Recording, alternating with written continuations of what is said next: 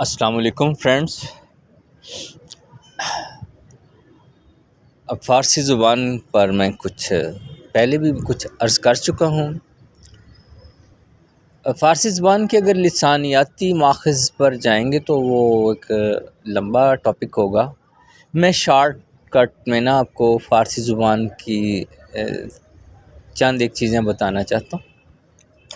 फ़ारसी ज़ुबान बड़ी नर्म व नाज़ुक ज़ुबान है और सबसे ज़्यादा ख़ूबसूरती इसमें यह है कि इसमें तराकीब और बने बनाए अल्फाज और नए अल्फाज बनाने की जो सलाहियत है वो बहुत ज़्यादा है।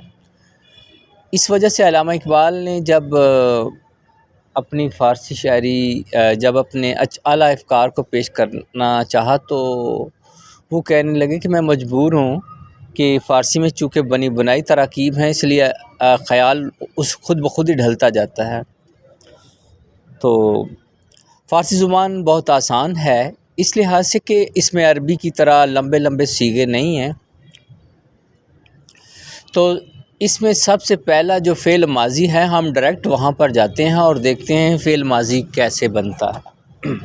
माज़ी जैसा कि आपको पता ही है गुज़रा हुआ, जैसे वो आया, वो गया, तुम आए वगैरह, ये माज़ी है। तो फ़ारसी में किसी भी मस्दर जो ते और नून और दाल और नून फाइनल ये होते हैं उसके, मसलन करदन एक इन्फिनेटिव है, करदन इसका मतलब है करना, गुफ्तन बोलना, आमदन आना, ख्वाबीदन सोना, नालीदन रोना, नाला नाला करना, ये वहीं से है। तो अब कोई भी आप मस्दर लें, फ़र्ज़ किया हम मस्दर ले लेते हैं गुफ्तन, उस मस्दर का आपने आखिर पर जो नून है वो ख़त्म कर देना है। जब नून ख़त्म किया तो वो बन गया गुफ्त। अब गुफ्त जो है ये पास्ट इंडेफिनेट यानी पास्ट इंडेफिनेट का पहला सीगा यानी पहली फॉर्म बन गई है। तो गुफ्त का मतलब है उसने कहा, यानी नून के हटाते ही ये एक टेंस पास्ट इंडेफिनिट बन गया और इसका मतलब है उसने कहा। अब उसकी जगह आप कोई भी लगा सकते हैं, मसलन अहमद गुफ्त तो मतलब हुआ अहमद ने कहा, शाजिया गुफ्त तो मतलब शाजिया ने कहा, गुफ्त आमीन होता है फ़ारसी में वो, उसने कहा। अच्छा, तो वह गुफ्त, वह मैंने भी होता है थर्ड पर्सन वो, ओ अलिफ ओ का मतलब भी होता है वो। तो अब आप समझ के होंगे कि नून हटा देने से जो पहला लफ्ज़ रह जाता है गुफ्त, वो मतलब होता है उसने कहा। अब एक और मिसाल लेते हैं, करदन, करदन का नून हटाया तो बाकी बच गया कर्द, तो कर्द का मतलब है उसने किया। रफ्तन, नून हटाया तो बच गया रफ्त, वो गया। आमदन, नून हटाया तो आमद, वो आया।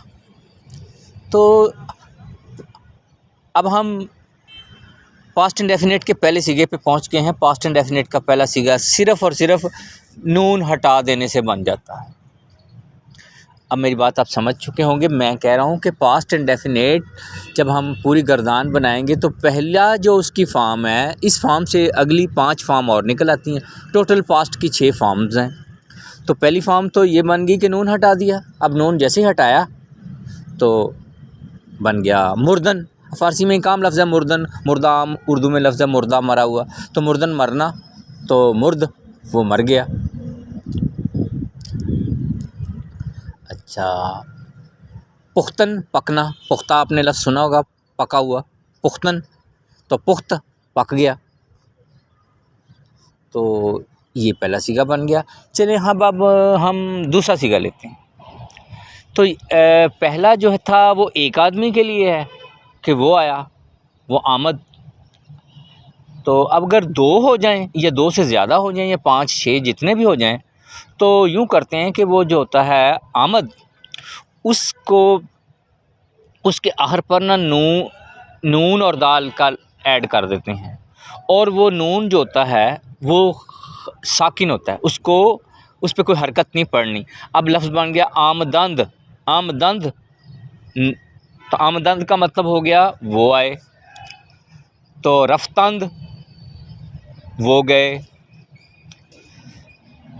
तो नून और दाल लगाने से अंध की आवाज़ पैदा होगी। तो अंध की जो आवाज़ है ये जमा के लिए, जैसे पहले था नून हटाया तो वो वाहद का बन गया, अब वो नून और दाल लगा दिया, नून साकन और दाल लगा दिया तो बन गया दंद। रफ्तंद वो सब गए, गुफ्तंद उन सब ने कहा, आमदंद वो सब आए। तो ये दूसरा सीगा बन गया। और ये जो थर्ड पर्सन थे उसके 2 ही सीगे हैं फ़ारसी में, एक है उसका वाहद और दूसरा है जमा। तो वाहद तो हम देख चुके हैं कि नून हटाने से वाहद का सीगा खुद ब खुद ही नेचुरली बन जाता है, और नून साकन और दाल लगा देने से वो जमा के सीगे बन जाते हैं। अब आप बनाते जाएं, मसलन गुज़िश्तन गुज़रना, वो गुज़रे तो गुज़िश्तांद।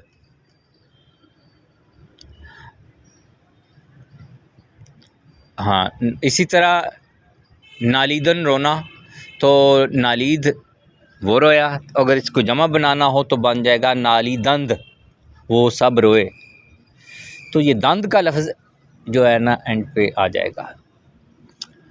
ये कभी तंद का लफ्ज़ बनेगा और कभी दंद का लफ्ज़ बनेगा, याद रखें, क्योंकि आखिर पे या तो ते बचेगा या दाल बचेगा, और जब तेल बचेगा तो नून दाल लगाएंगे तो वो बन जाएगा तंद, और दाल बचेगा तो बन जाएगा दंद। तंद और दंद ये लफ्ज़ जो हैं वो बन जाएंगे 2। मेरा ख्याल है 2 सीगे आप समझ चुके होंगे।